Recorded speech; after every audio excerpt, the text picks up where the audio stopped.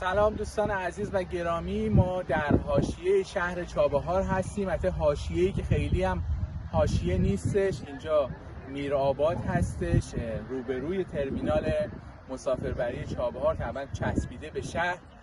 ما در چابهار با معضل خیلی بزرگی به نام حاشیه نشینی مواجه هستیم. حاشیه نشینی که تقریبا حدود 50,000 نفر از جمعیت چابهار رو در بر میگیره و به نوعی میشه چابهار رو پایتخت حاشیه نشینان ایران دانست. عزیزانی که اینجا مشاهده میکنید هیچ گونه امکاناتی ندارن، نه آب دارن، نه برق دارن، نه زیرساختی دارن، نه امکانات بهداشتی دارن.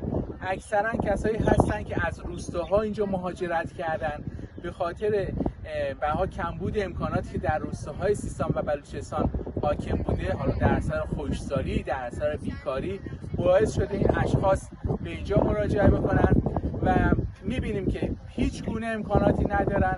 متاسفانه مسئولینی هم که پا میشن میان به سمت چابهار فقط ویترین چابهار رو دارن میبینن.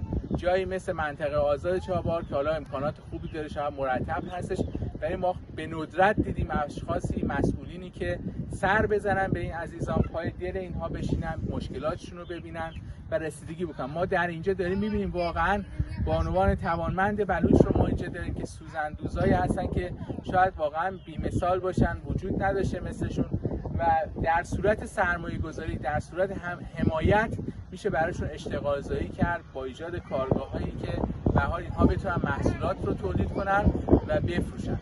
امیدوارم که این گزارش برسه به دست مسئولین، ببینن واقعا شرایط چابهار رو، سختی که این عزیزان در این هوای گرم در اینجا دارن متحمل میشن. تشکر از شما، خدا نگهدار.